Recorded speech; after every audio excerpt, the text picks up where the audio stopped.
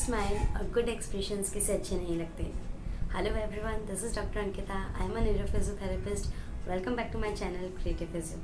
So before starting this video, to subscribe my channel and hit the bell icon for further notifications. आज इस video में हम बात करेंगे बेल्स पाल्सी यानी चेहरे के लकवे के बारे में। अब चेहरे का लकवा किस रीज़न से स्टार्ट हो सकता है? जो हमारी फेशियल नर्व है उसमें अंदरूनी सूजन या इन्फ्लेमेशन की वजह से जहाँ वो सप्लाई करती है फेशियल मसल्स को, मसल्स वीक हो जाती हैं और धीरे धीरे डेवलप होता है पैरालिसिस का condition. Bell's palsy temporary paralysis की कंडीशन है फेस की, जो 1 से 3 महीने के अंदर रिकवरेबल है।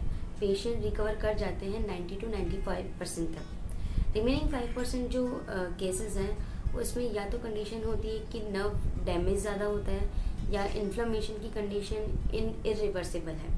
उस कंडीशन में ये नॉन क्योरेबल है। Otherwise maximum cases Bell's palsy के रिकवर इजीली हो जाते हैं। अब बात करते हैं कॉजेज़ की। बेल्स पाल्सी होने का रीज़न वायरल इन्फेक्शन या क्रोनिक कोल्ड कफ, काफ़ी समय से हमें खांसी जुकाम सर्दी जुकाम है, उस वजह से भी हो सकता है। दूसरे पर्सपेक्टिव में बात करें तो ब्रेन स्ट्रोक, अगर दिमागी नसों में कोई थक्का जमता है उसकी वजह से होने वाले पैरालाइज के साथ साथ चेहरे का पैरालिसिस भी हो सकता है। तीसरी कंडीशन की अगर बात करें, अगर कोई पहले फेशियल इंजरी हुई है उसकी वजह से फेशियल नर्व हमारी डैमेज हुई है, उसमें कोई इन्फ्लेमेशन हुआ है, अंदरूनी सूजन आई है, उस वजह से भी बेल्स पाल्सी की कंडीशन डेवलप हो सकती है।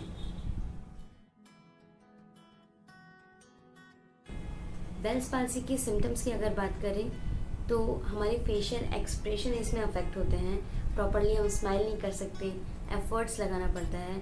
च्यूइंग जो चबाते हैं हम खाने को वो प्रॉपरली नहीं कर पाते हैं, बात ढंग से नहीं कर पाते हैं, स्लर्ड स्पीच हो जाता है, हेडेक, कान के पीछे पेन होना, आई मूवमेंट नहीं हो पाता है, आई क्लोज नहीं हो पाती है प्रॉपरली। ये सब कंडीशंस, ये सारे सिम्टम्स हमें बेल्स पाल्सी में देखने को मिलते हैं। बेल्स पाल्सी जो कंडीशन है इसमें हाफ ऑफ द फेस का पैरालिसिस होता है। जो साइड की नर्व हमारी अफेक्टेड है, चाहे राइट साइड है चाहे लेफ्ट साइड है, उस साइड का half of the face paralysis की कंडीशन में चला जाता है। अब बात करते हैं फिजियोथेरेपी ट्रीटमेंट के बारे में, फिजियोथेरेपी एक्सरसाइजेस के बारे में। तो एक्सरसाइज एक्सप्लेन करने से पहले मैं आपको 2 टिप्स देना चाहती हूँ। इन टिप्स को फॉलो करके आप रिकवरी को और फास्ट और एक्यूरेट कर सकते हैं। सो टिप नंबर 1, मान लीजिए हम स्टार्ट कर रहे हैं आईब्रोज एक्सरसाइज से। अब राइट साइड मान लीजिए मेरा पैरालिसिस में है और लेफ्ट साइड मेरा नॉर्मल है। तो इस कंडीशन में जब मैं आईब्रोज को अपवर्ड मूव करूँगी, ये एक्सरसाइज करूँगी, तो राइट साइड जो अफेक्टेड है उसको असिस्ट करना है और जो नॉन अफेक्टेड साइड है, जो नॉर्मल है, उसके मूवमेंट को मुझे रेजिस्ट करना है इस तरीके से और एंड रेंज तक लेके जाना है। 2 सेकेंड होल्ड करना है, देन रिलैक्स।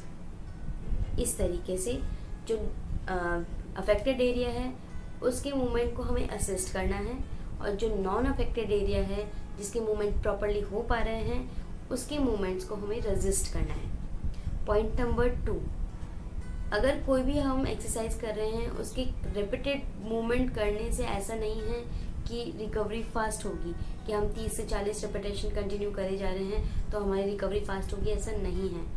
आपको एंड रेंज पे मूवमेंट को होल्ड करना है। अवेलेबल रेंज जो होगा उसमें 2 से 3 सेकेंड होल्ड करेंगे पोजीशन को, देन रिलैक्स। इस तरीके से 15 से 20 रिपीटेशन के बीच में आपको हर एक्सरसाइज के करने हैं। लेकिन ध्यान रहे जो अफेक्टेड साइड है उसमें जितना भी मूवमेंट अवेलेबल है वो मूवमेंट एक्टिवली परफॉर्म करना ज़रूरी है। ऐसा नहीं है कि आप जस्ट पैसिवली अपने हाथ से इसको ओनली स्ट्रेच कर रहे हैं, एक्टिवली भी एफर्ट्स लगाने हैं। आपको ये भी ध्यान रखना है कि हर एक्सरसाइज को मिरर के सामने करेंगे। मिरर को सामने एक्सरसाइज करने का रीज़न ये है कि आप अपने आप को देख पा रहे हैं कि आप किस तरीके से एक्सरसाइज परफॉर्म कर रहे हैं, सही कर रहे हैं या गलत कर रहे हैं। Now it's time to start the exercises. So first exercise में हमें आईब्रो मूवमेंट करना है। ये राइट साइड मेरा अफेक्टेड है, लेफ्ट साइड नॉन अफेक्टेड। इस तरीके से असिस्ट करूँगी, left side resist, hold for 2 to 3 seconds and relax. Next exercise, हमें जिस तरीके से गुस्से का एक्सप्रेशन देना है, इस तरीके से। अब राइट साइड को मुझे असिस्ट करना है, लेफ्ट साइड नॉन अफेक्टेड। और लेफ्ट साइड को रेजिस्ट, होल्ड एंड रिलैक्स।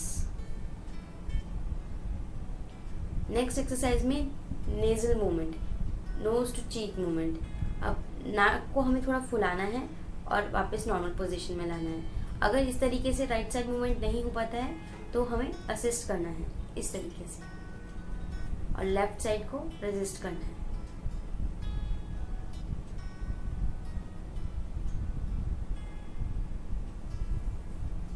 अब आते हैं लिप्स पे। स्माइल हमें करना है फेक स्माइल। राइट साइड मेरा अफेक्टेड है तो ये प्रॉपरली मूव नहीं करेगा, तो मैं उसे असिस्ट करूंगी और लेफ्ट साइड को रेजिस्ट।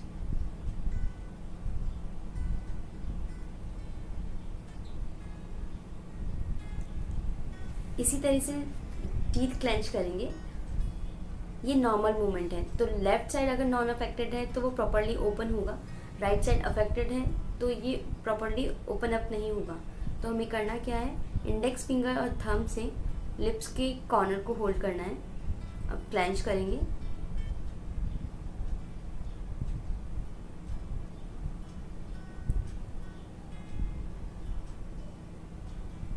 इस तरीके से। नेक्स्ट एक्सरसाइज में हमें एयर फिल करनी है ओरल कैविटी में, इस तरीके से। अगर नहीं होल्ड कर पाते हैं, राइट साइड को लिप्स को होल्ड करना है। नाउ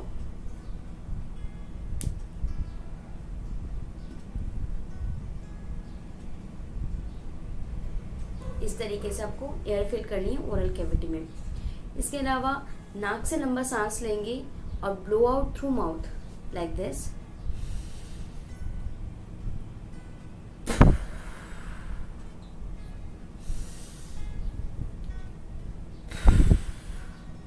ये एक्सरसाइज एक्टिवली परफॉर्म कर राइट साइड से इस तरीके से होल्ड करना है।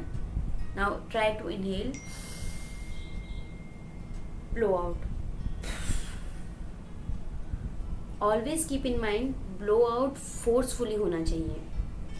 अब आती हैं पर प्रोनाउंसिएशन एक्सरसाइजेस। हमें वॉवल्स प्रोनाउंस करने हैं, जैसे ए ई आई ओ यू। अब नॉर्मली मैं अब बात कर रही हूँ तो आपके सामने बोल रही हूँ ए ई आई ओ यू। इस तरीके से हमें प्रोनाउंस नहीं करना, हमें फोर्सफुली लेटर्स पे फोर्स करके फोर्सफुली हमें प्रोनाउंसिएशन करना है। So let's start. A E I O U. इस तरीके से हमें हर लेटर पे फोर्सफुली प्रोनाउंस करना है। इन एक्सरसाइजेस के अलावा भी कुछ एक्टिविटीज़ हैं जो आप कर सकते हैं, जिसमें फर्स्ट है आप कोई भी एक आइसक्रीम स्टिक या फिर कोई पेपर आप ले सकते हैं और एकदम लिप्स के बीचों बीच इसको होल्ड करना है।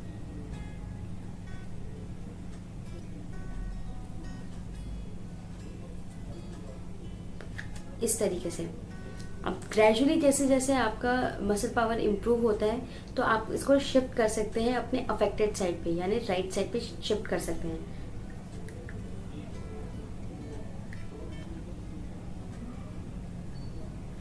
इस तरीके से आप उसको होल्ड करने का ट्राई करिए, हल्का पुल करिए और ट्राई करिए आप लिप्स से इसको होल्ड करने की। इसके साथ ही एक कैंडल आप लीजिए, उसको ब्लो आउट करिए, उसे जला के रखिए थोड़ा डिस्टेंस पे और ब्लो आउट करिए कैंडल को। इस तरीके से 10 to 15 रिपीटेशंस इसके करिए। ट्राई करिए कि जितना फोर्सफुली आप ब्लो आउट करेंगे और उतना बेटर रहेगा। थर्ड एक्टिविटी में एक ग्लास पानी आप लीजिए और उसको पूरा मुंह में भरेंगे, देन स्पिट आउट। जितना मैक्सिमम डिस्टेंस आप कवर कर सकते हैं स्पिट आउट उतना दूर करिएगा। ऐसा हर एक दिन में एक ग्लास पानी के साथ आप कर सकते हैं। इसके अलावा नॉर्मली आप पूरे दिन में पानी पीते हैं तो मैक्सिमम टाइम ट्राई करें कि आप स्ट्रॉ का यूज़ करें पानी पीते टाइम, जिससे आपका जो माउथ का पोजीशन है इस तरीके से मेंटेन रहेगा, जिससे आप एफर्टलेसली अपनी एक्सरसाइजेस परफॉर्म कर पाएंगे। So this much for this video. अगर आपकी कोई डाउट है या कोई क्वेश्चंस हैं इस वीडियो के रिगार्डिंग या अदर देन दिस वीडियो तो आप मुझे कमेंट सेक्शन में बता सकते हैं। इसके साथ ही अगर आप मुझे ईमेल करना चाहते हैं तो मैंने ईमेल आईडी मेरा डिस्क्रिप्शन में मेंशन किया है, आप मुझे ईमेल भी कर सकते हैं। One more thing, smile is the key of all the problems. So keep smiling, स्वस्थ रहो।